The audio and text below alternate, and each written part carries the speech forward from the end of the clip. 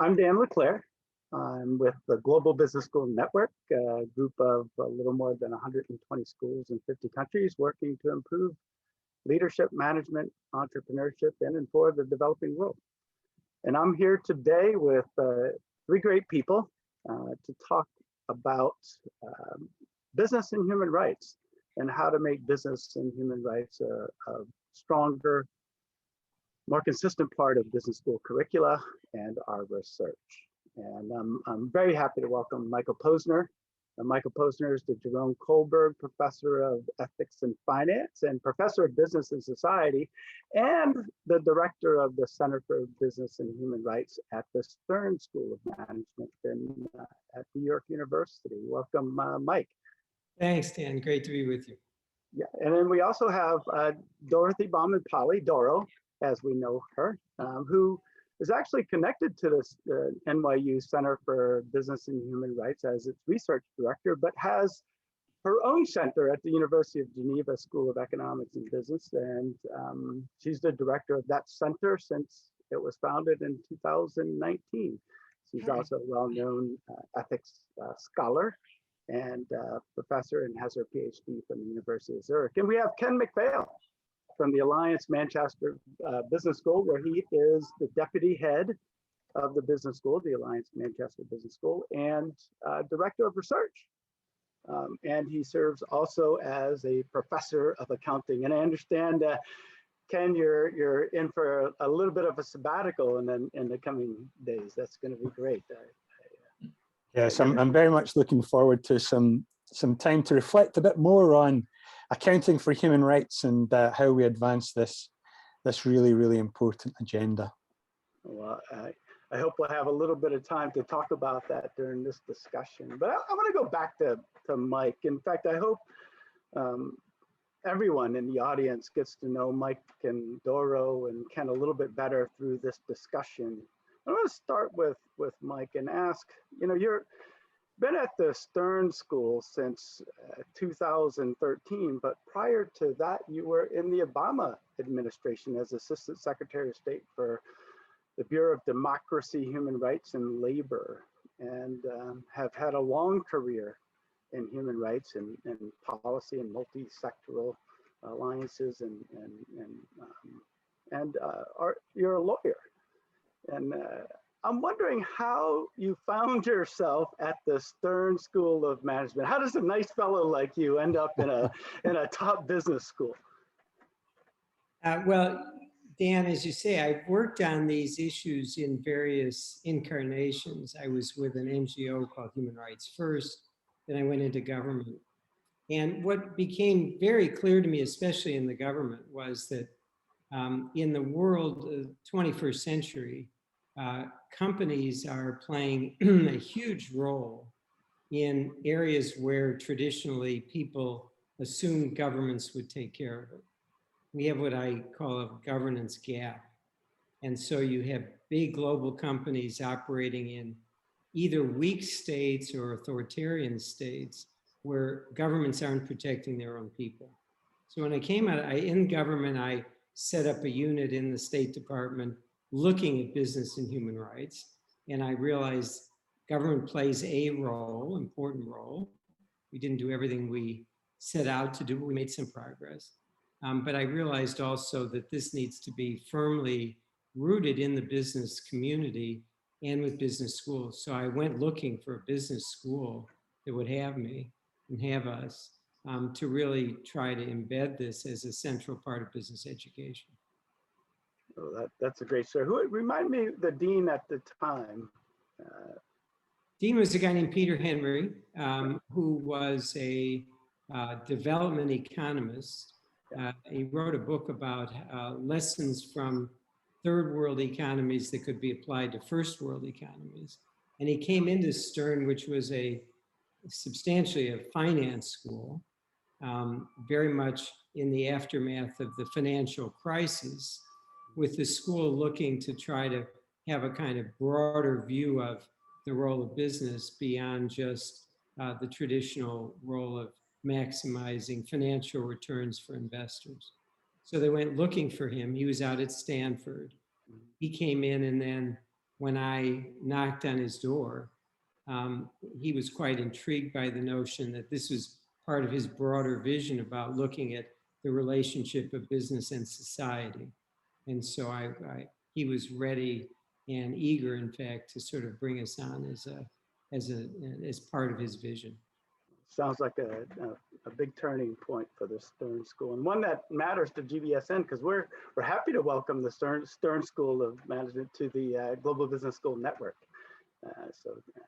And we're thanks for that. Part. Yeah, it's great. Great, thanks. Now, Doro, I was happy in November 2019 to be able to show up at the opening of the Geneva Center for Business and Human Rights. And I remember the feeling in the air, but I wanted to ask, how did you feel that night? Felt like a birthday of a new institution. So it was great. It was also, one of the last big events that I remember. And it's been too long that we've not been together. So that was a great day. It was a project that I had suggested to the Geneva School of Economics and Management already a few years back, and it took a while to put things together, and certainly Mike's support from afar helped. And so it was great that we could launch the second fully institutionalized human rights center at a business school in the world in Geneva. Well, that was great. I could tell your dean, Marcelo, and the president had a lot of confidence in you. I wonder if you could tell us a few of the things that you've done so far at the center. I know it's been a challenging year because of COVID, as you mentioned, but maybe just give us a glimpse of what you're doing there at the center. Sure. No, we have had a really great start, also because we were welcomed with open arms. Once we started, we got a lot of support from the school, as you say, from the rector and from the dean, Marcelo. But it also was easier to start because I had some experience already working with Mike since 2013. So the idea of the NYU Stern Center, lives on also in Geneva. So we look into business human rights challenges in different industry contexts.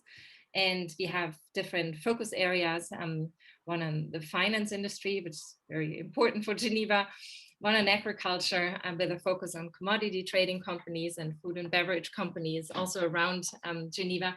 And then one big project was a collaboration actually with Stern and Mike on the cobalt supply chain from the Democratic Republic of the Congo, where we analyzed what type of responsible sourcing practices companies could set up to source cobalt from the DRC. Another context that I think is also best characterized, that Mike used the term governance gap, and we have many governance gaps in the Congo. Well, sounds like quite a packed year in addition to your teaching and research outside of that. So congratulations on a great start to the center. Now, Ken, I've been very impressed with the social responsibility agenda at the Alliance Manchester Business School, and I know you had a lot to do with that. Can you tell us a little bit about how you see business and human rights fitting into that social responsibility agenda more generally? Certainly, Dan, and it's a real privilege to be here in this conversation with Mike and Doro. So maybe just a little bit of context. Alliance Manchester Business School is one of the largest campus-based business schools in the UK, and it sits within the University of Manchester, which is one of the largest campus-based universities in the UK. So the university itself is relatively unique, and if it was the first university to formally have social responsibility as a core goal alongside its commitment to world-class research and world-class student experience. So really that broader context, I think, makes it easier for us to be able to articulate why business schools should be engaged in trying to understand how how businesses impact on the lived experience of human rights of individuals right across the globe. So again, just for a little bit of context, the Sustainable Development Goals play quite an important role for us in framing how we assess our activities and our research, and we were really pleased that the Times Higher Education run an impact ranking, and the university came out first in the world for contributions towards advancing the Sustainable Development Goals. So I mean, I think we might get on to touch on these things later, but I think there's a similar kind of story to that which Mike and Doro's articulated. A sense of business schools, of deans having the vision, wanting to be at the frontier and to push the frontier of business and management knowledge, and in our case, in a way which we're convinced that business is heading, that the economic growth, whether that's in emerging economies or developed, is really fundamentally dependent upon. So yeah, it's a big agenda that cuts across the institution. It's one which our deans and vice chancellor buys into, and I think one which is peculiarly Manchester.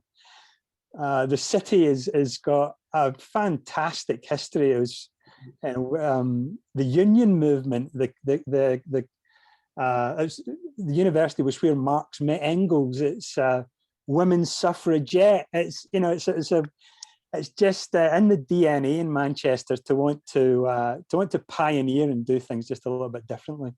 Well, sounds like you're making new history there. That's great. Yeah. Great to hear. Now, the three of you, back in 2017, started this network, a movement in many ways to increase visibility of business and human rights in business schools. And I always have this idea, I guess I never really got the full story, that the three of you were sitting around with pints and you had this bright idea to change the world. And who wants to volunteer just very briefly? What was the story behind getting started with this, and maybe just a really brief history of the group? And then we're going to jump right in to talk about this toolkit. I can try this. I believe we met Ken through a publication of this. He was one of the very first people writing about the need to rethink business education. At least that's how I remember. I came across your name. I think it was an FT article that you wrote from your Monash post at the time.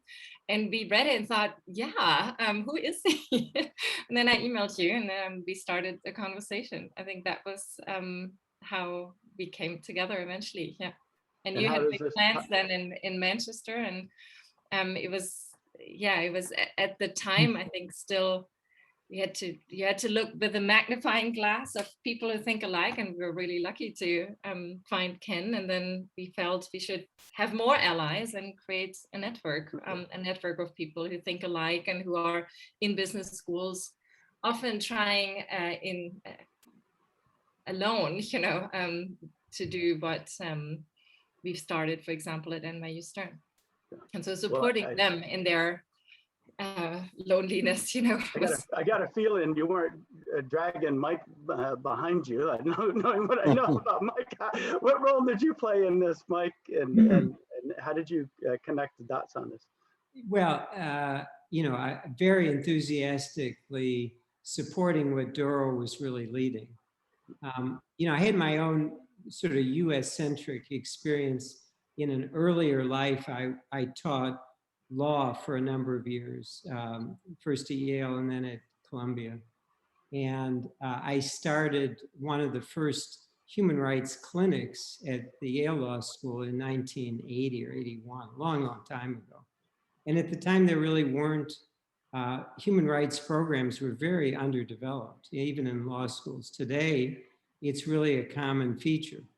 And so I saw over the years, as more and more of these programs developed, they started to talk to one another. They had an annual meeting.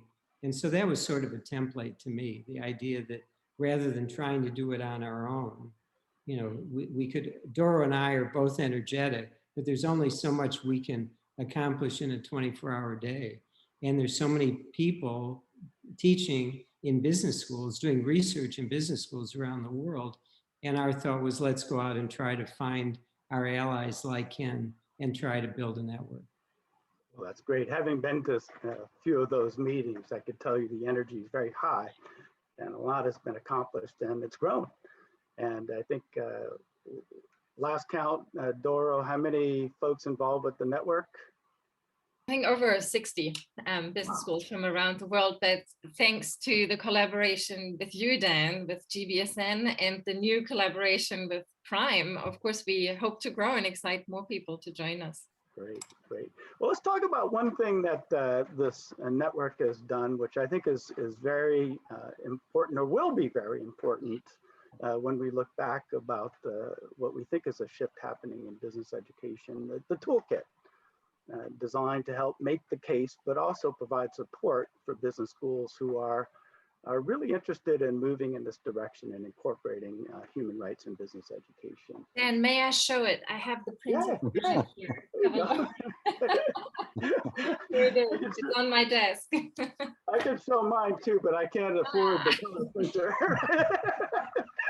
This is great. Well, I'm excited to talk with you a little bit about this. In fact, you know, when as we get started with this discussion, you know, I think the starting point for any school's journey with respect to human rights is the question of why. And maybe Mike, you could start us off in this dialogue about, you know, why should a business school, and not just what it teaches, but in everything that it does, why should it focus or incorporate human rights into itself, into its education and research? So if you ask business educators, deans of business schools, what are they doing? They will say rightly that they are teaching business skills, teaching people financial skills, accounting and finance, management skills, operational skills. As the world becomes more technologically involved, they're teaching that. And at the same time, there's a lot of conversation in business schools about broader subjects of business skills, leadership, ethics, social responsibility, sustainability. People talk about a social license or social impact. So there's a lot of broad conversation about things that are not in the traditional curriculum, but are meant to infuse the way business schools operate, both in their teaching and their research. And our thought from the beginning here, starting at Stern and working with Doro from the get-go and on with Ken, is that this is now in the 21st century. You can't just have an abstract discussion about leadership or about ethics or about responsibility. You have to actually figure out, what does it mean in practice? And what does it mean for an emerging business leader, somebody coming out of business school? How do you prepare yourself for 21st century challenges that are going to be facing you? You can have the financial skills and you can have the management formula, but if you're going to lead a business, a 21st century global business, and you haven't thought about these things, you're going to be in for a big surprise. So our notion was, you know, economists call these externalities. There's this sense that somehow there's stuff that's sort of outside of what matters to the business.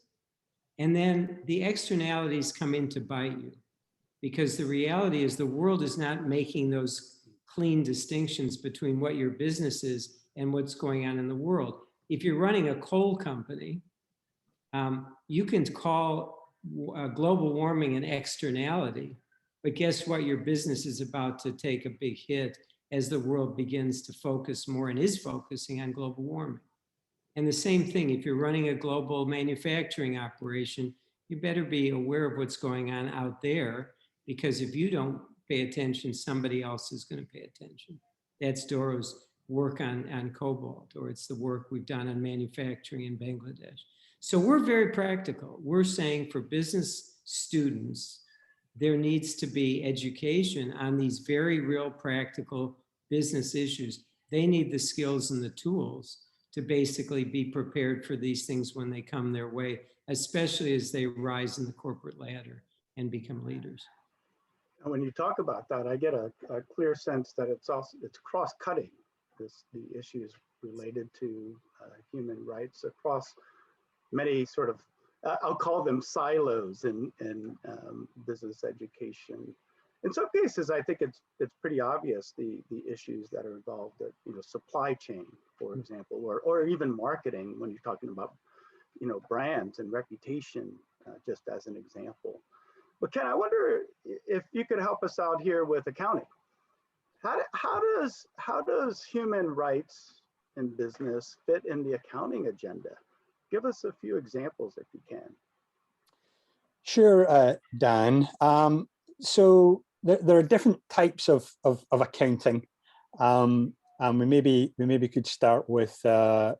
I'm sure people would be familiar with accounting inside organizations. We might call that kind of a management accounting, and that's used by organizations to make decisions. So as Mike was saying earlier, examples around about about costing of products, of where you source. All of that information is collated and collected and delivered through management accounting systems. So there's a whole piece on how that works internally for companies as they assess risk. We might go on to talk about human rights due diligence and things like that. And even the development of KPIs, performance indicators for managing that we use. So there's a whole raft of connections there. Another function of accounting is maybe more externally facing, and that would be familiar to, I'm sure, everyone on the session, where companies are disclosing through their annual accounts and where they are presenting an account. Now accounting has at its core a notion of accountability. It's saying, well, it's really a response to a question, well, what have you done? And historically, it's the shareholders that have been asking that question of what have you done? And to that question, response to that question, companies produce annual reports. They produce their accounts. Now, the point again is Mike is making that the range of people, the stakeholders or whoever, who are now asking companies, so what have you done, is way broader now than just the shareholder. But really importantly, and it was interesting to hear both Doro and Mike say that they have a focus at the moment on the investing side. I think a big part of this this whole agenda is the crucial role that institutional investors play in this agenda and providing capital to companies to exist and grow and develop. And increasingly, institutional investors are saying to companies, so what have you done in relation to the risks in your supply chains and human rights? What have you done in relation to risks around about labor processes and living wage and minimum wage and so on? So I think that investment piece is really important. And it just finally, because I think this is also an area where sometimes accounting's made things worse, is through audit. Okay, so you've got information internally or externally provided. A key function of accounting is attestability. Can we trust, what you're telling us is being done with our resources and funds? And of course, there's a huge debate around about the audit industry. But in addition to that, there's a whole raft of new social audit, compliance audit, and that's accounting. Wow. And we've got it wrong in many instances, and it's about trying to understand why. Wow. And I had no idea that there'd be so much there. One word answer, kind of yes or no.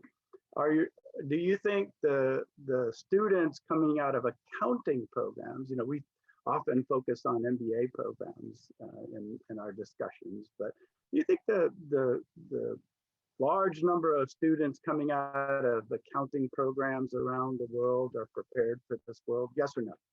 No.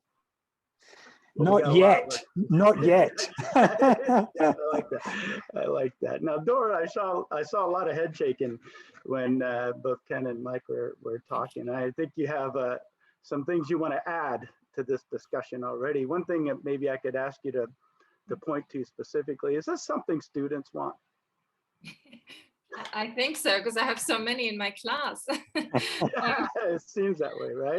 That's why, yeah. Indeed, I currently teach an elective in the bachelor's program for the first time at the Geneva School for Economics and Management, and 140 students signed up. So initially they gave me a room for 30 students. Then we went online, and thank God, because I could have not fit all these students into a room anyway, in a physical room.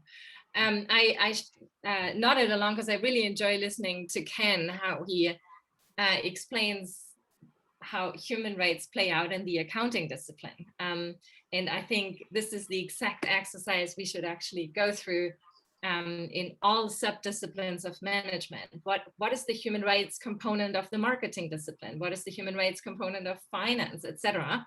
Because ideally, in terms of integrating human rights in business education, I'd love to see those components become part of the subdisciplines of management, versus what I'm currently doing, namely teaching business human rights as a standalone class, which is great too, but ideally the topic should run through the entire program like a red thread. In Geneva, we're now doing this by launching, trying to do this by launching a master's program on responsible management, with the option to also specialize in sustainable business and human rights. And we've actually had conversations with the professors of the accounting class and the operations management class to discuss how could they integrate a human rights component in their existing course. So we want to see it reflected in all those subdisciplines versus just having an isolated add-on class on business and human rights. I remember this is one of those instances I thought it was great that you and I were at a distance, because we had these debates about the teaching human rights, and is it something we should have a standalone course on, or is it something we should integrate? And I think we both concluded, along with Mike in this discussion, that it should be both. Right?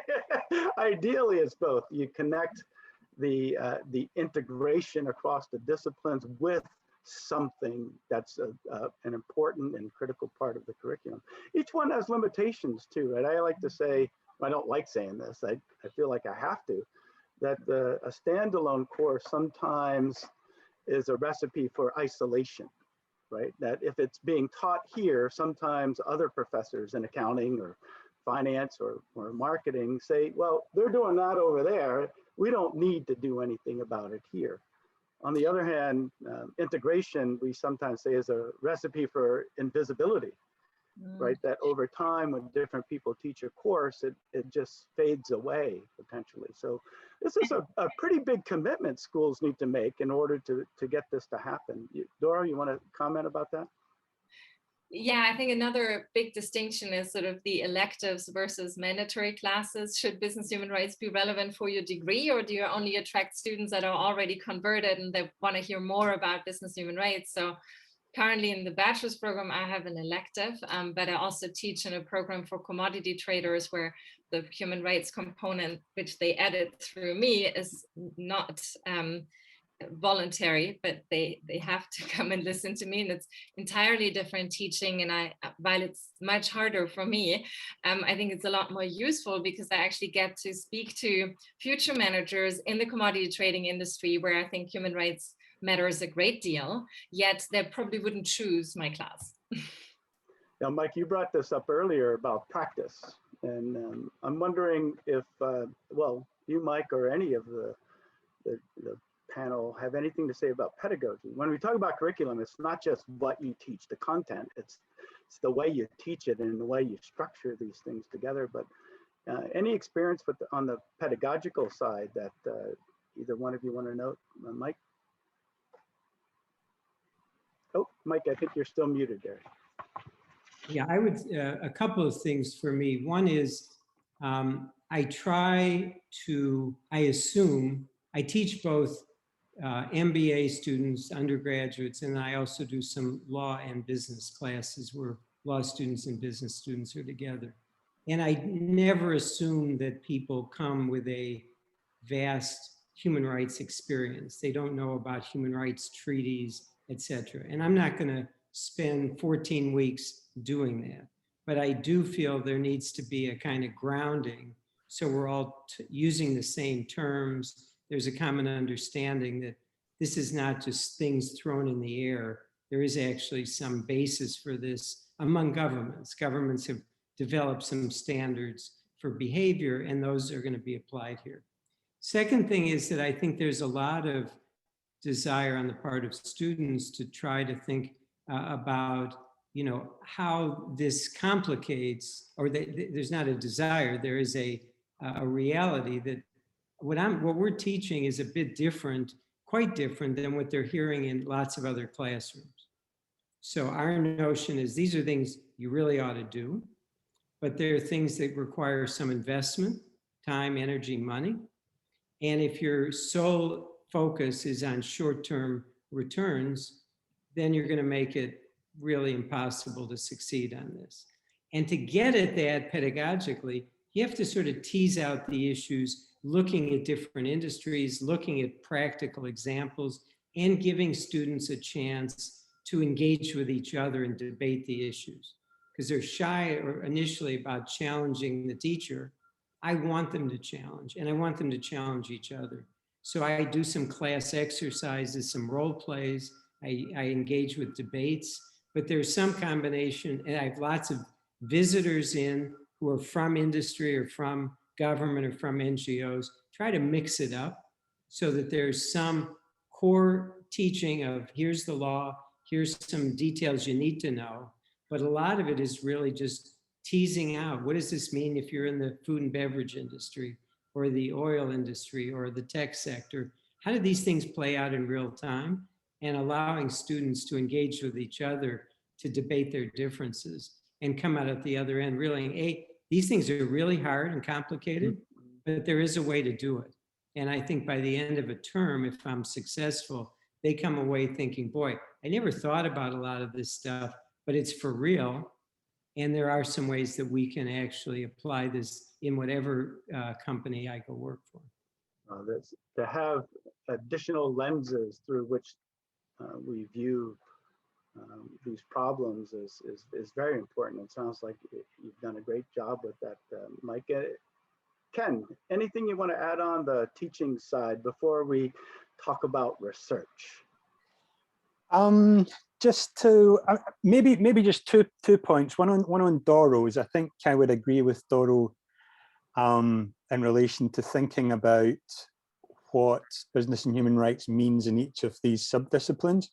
One area that's often overlooked, though, and it's an area that we've been trying to focus on, is innovation. So we've got quite a lot of students interested in innovation and entrepreneurship. And we're trying to get them to think about, we've got a group of scholars that are focusing on responsible innovation and thinking about that in terms of, in terms of impact on human rights, but also solutions. A lot of our students that pass through, they're entrepreneurs. They want to build their own businesses, and I think it was Julie Lena at Harvard, done some really fascinating work on social entrepreneurs, and saying if we want to effect change, we need to innovate change. So I think we shouldn't agree entirely in marketing and finance, but let's not overlook the innovators and the entrepreneurs as well, and getting that discussion going there. Great, thank you, Ken. I'm old school. I think that teaching is informed to a large extent through our research. And if we don't make a commitment on the scholarship side, we can hardly advance initiatives on the teaching side. But this is not the same as other areas, I think. Doro, you did a webinar with GVSN not that long ago, talking about some of the stress points you faced in doing research in this area. Maybe you could just take 2 minutes to tell us about what some of those pain points, those differences might be, and then we could come back to Mike and Ken to extend this. Sure. Maybe I'm old school too, but I agree with you. Good teaching and also innovation starts with rigorous research, and that's how we've conducted our work at NYU Stern, and that's how we do it in Geneva. So it always starts with rigorous research, but for academic research, the research ends typically with the publication in an academic journal. We are packaging our rigorous research differently in that we write reports that are more accessible to a broader audience, and that also tease out very clear recommendations for companies and policymakers. So they're very solutions oriented, applied solutions. And then our work doesn't stop there, but often the hard work then starts, namely to find partners with whom we can advocate for the uptake of these recommendations. So how can we make sure that these are not just recommendations on paper, but companies pay attention, consider them, discuss them with us. So we do public writing, we engage in events. So there's a whole strategy around making sure that our research actually has impact in the real world, and then also is brought back into teaching again. So our research then informs the development of teaching tools. We've conceptualized a few case studies, and I mean, most recently with you, Dan, thanks to GBSN, we experimented with a very new format and drafted a micro simulation, which truly fully embeds students that are currently exclusively learning online. So that makes it particularly attractive, I think, to experiment with new formats of teaching, and the micro simulation fully embeds the student he becomes the manager of a Congolese cobalt mine and has to make tough decisions and experiences the complexity of some of those human rights challenges directly. So the teaching is then another product of the research in the end. But for us, it always starts with research, but then the research is presented in a way that it's the foundation for a discussion, and it's also the foundation from which we derive an advocacy agenda. Mike, please continue with Doro's discussions. I suspect she's talking not only about the Geneva Center, but her work at the Stern Center. And I can tell you, I've read all of the technology reports that Paul and others have been writing, and I guess that's the first piece of good news. I can actually read them. As a trained economist, a long time ago, about 10 years ago, I discovered I can't read the journals like I used to. But tell us about how this research agenda has shaped up at the Stern Center, and maybe even bring in some of your experience from law, and tell us how you see the things fitting together. Well, a couple of things. One is we as Doro has said, we may be creating or inventing a new kind of academic research in the Business Academy, which is not so much focused on traditional academic journals, but has academic rigor, and at the same time is very much aimed at a business audience, both business educators and business people, and includes both a diagnostic element and a set of recommendations. So we say that in the first instance, we're radiologists. We do the X-ray of different industries to evaluate what are the challenges, what are the problems, what's in the business model that needs to be looked at. And then we make the curative, we make the corrective recommendations. Here's what you need to do to change it. Those reports, I think, are very useful to people in industry as well as people trying to interact with industry, but they're also wonderful teaching tools. And so at the end of the day, it really is an integrated whole. Unlike there's many subjects you can say cuts across every industry. Human rights is very much industry specific. What matters to Facebook is very different than what matters to an energy company, is very different than somebody in the garment industry. And so we've got to be looking at what are the key issues in each industry and going through this process that I'm describing. And I'm very excited about it. I think there's huge potential to do more and bring in other industries as well. Great, thanks. Ken, what does this mean? What are the comments of Doro and Mike mean in the context of a top UK business school like Alliance Manchester Business School? And maybe just a minute and a half, since I know we're running a little bit lower on time than I thought.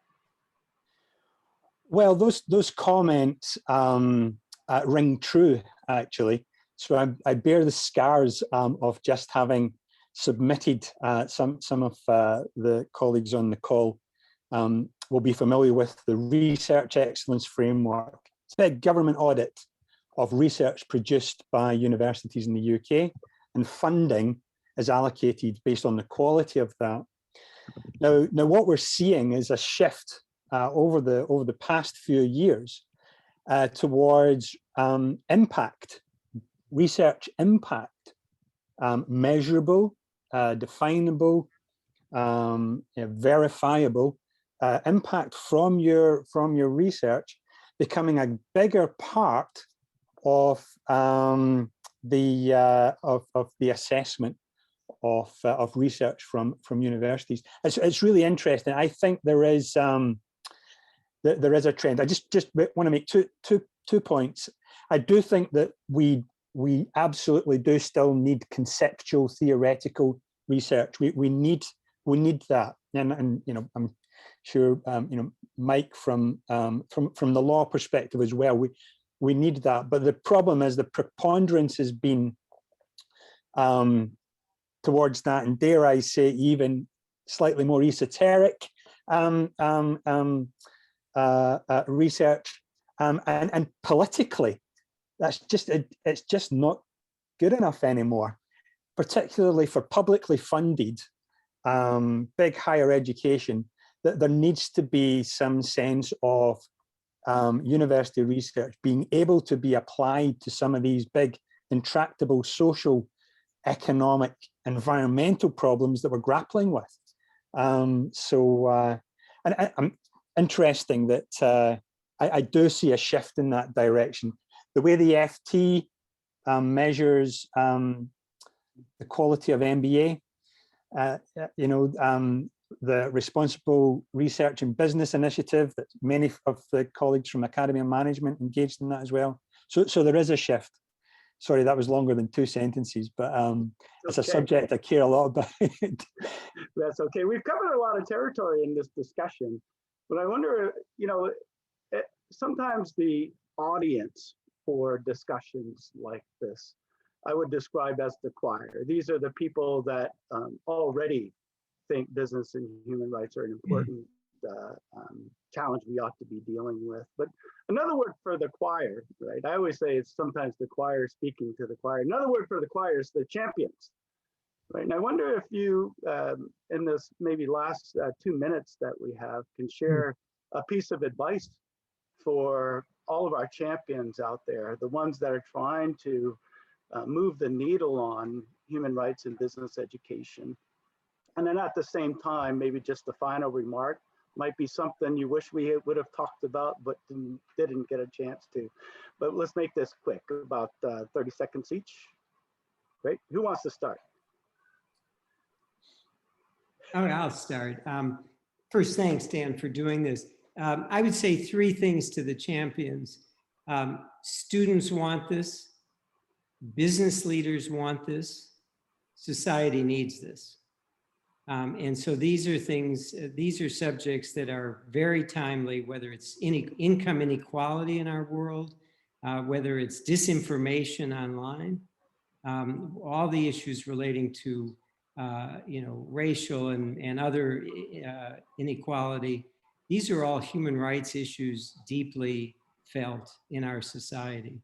And this is the moment to seize the moment and basically make this part of business education for the future. Right. Thanks, Mike.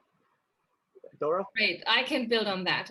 Make it real would be my complimentary comment on this, in that use as many examples as possible from the daily news, and the human rights challenges are now really easy to find. And the more students and companies see that it's real, it's happening, it's something we need to do about it, the better. The more open they are to discuss this, the more interested they are, the more they realize these are skills that we need to teach.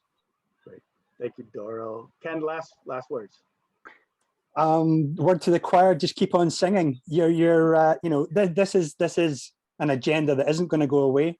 It's going to become more important. Keep on singing, and together we will shift the needle, to mix the metaphors, if that's allowed. But yeah. Well, from my perspective, the last words are a big warm thank you to all 3, Doro, Ken, Mike, for this conversation, for doing the work that you're doing to lead this effort, to do a better job of making a bigger impact in business education. Thanks so much. Thank you. Thank you.